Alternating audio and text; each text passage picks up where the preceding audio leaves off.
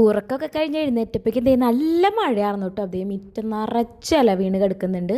ഇതടിച്ചു വരാനാണ് പാട്. മഴ പെയ്ത പ്രത്യേകിച്ച് ഞാൻ വേഗം പോയി ചായ ഇട്ടു കേട്ടോ. കല്ലൂസ് എനിക്കിനേക്ക് മുമ്പ് ഇതൊക്കെ ചെയ്ത് വെച്ച് കഴിഞ്ഞാൽ അവൻ വരുമ്പോൾ കുറച്ച് നേരം അവൻ്റെ കൂടെ ഇരിക്കാമല്ലോ. അങ്ങനത്തെ പിന്നെ അടിച്ചു വരാനായിട്ട് നിന്നു. അടിച്ചു വാരൽ കഴിഞ്ഞപ്പോഴേക്കും നമ്മുടെ ആശാൻ എഴുന്നേറ്റ് വന്നിട്ടുണ്ട്.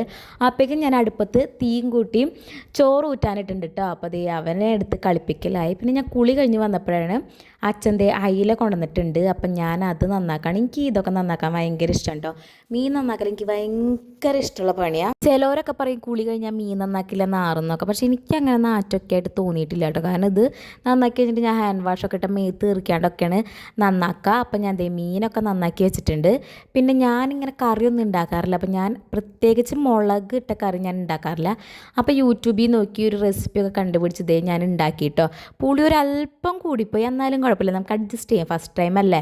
പിന്നെ മീനിൽ ദേ മസാല പറ്റി വെക്കലാണ്. കല്ലൂസിന് ഒരു സ്പെഷ്യൽ മസാല, ഞങ്ങളുടെ മസാല തന്നെ, പക്ഷെ ഒന്ന് ലൈറ്റായിട്ട് പറ്റുള്ളൂ. ഞങ്ങൾക്കത് കുറച്ചും കൂടി തിക്കിൽ പറ്റിയും ദേ മീൻ കറി റെഡി. മീൻ വറുത്തത് അതിൻ്റെ ഇരിക്കണം കേട്ടോ. പിന്നെ അവന് മീൻ വറുത്തതൊക്കെ കൂട്ടി ചോറ് കൊടുത്തു. അപ്പോഴേക്കും അവൻ്റെ അച്ഛമ്മ വന്നിട്ടുണ്ടായിരുന്നു കേട്ടോ. കൊരട്ടിപ്പള്ളിയിൽ പോയിട്ട്. അപ്പോൾ അവന് കുറേ കളിപ്പാട്ടൊക്കെ കൊണ്ടുവന്നിട്ടുണ്ട്. അപ്പോൾ ആശാൻ അതുകൊണ്ട് കളിക്കുകയാണ്.